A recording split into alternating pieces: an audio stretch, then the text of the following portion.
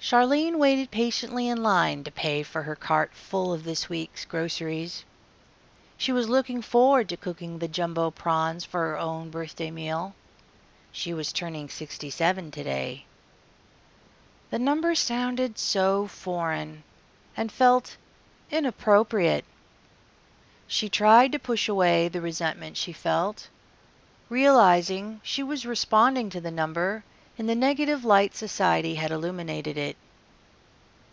She looked around at the colorful demographics in the store and wondered how others felt wearing their age. Does anyone ever really feel that their age truthfully represents them? She asked herself as she examined the 40-something cashier, the 20-something bagger, and the 30-something mother waiting behind her. She looked down at the racks around her, supporting bins of impulse purchase items and stacks of magazines donning faces of young, high-profile individuals she did not recognize. The generation gap between her and the market for which they were targeted was palpable, and she shrugged. She shifted her view to the glamour magazines proudly displaying trendy concepts of Photoshop beauty, and watched the faces of the other people gazing upon their slick covers with mixed emotions of awe and envy. She defiantly threw a gardening magazine and roll of mints into her cart and proceeded to check out. That early evening, Charlene and her husband Max finished her lovingly prepared birthday dinner. It was a few hours yet until dark, so Max stood up from the table and held out his hand to Charlene. "Let me take you on a relaxing drive to watch the sunset." Sunset.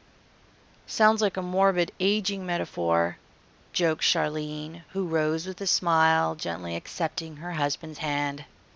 They took a scenic drive to the top of Sherman Crest Highway, where they parked at a secluded lookout point.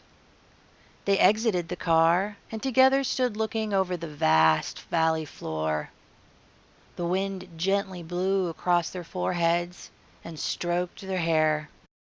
Charlene listened to the cries of the hawks and smiled at the descending sun, now shining golden light upon their faces and pushing curious shadows towards their direction. She examined the cliff rock opposite her, receding into the dusk, and noticed its striations. "You have many years on you, too," she thought.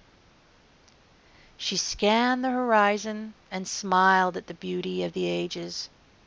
Trees more than 100 years old stood magnificently.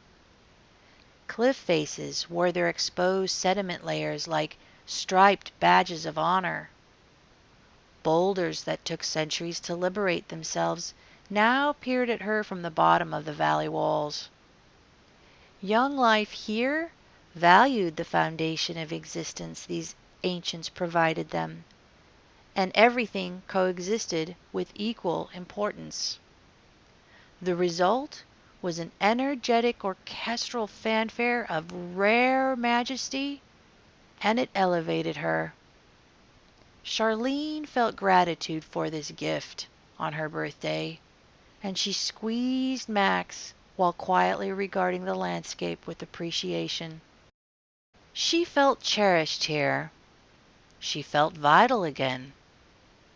She raised her hand to touch the wrinkles on her face, and now felt prideful of their existence. Like the striations on a cliff, or the rings of a tree, these were proof that she possessed value too, gained from the full life she lived, and so they must, according to nature, be just as majestic.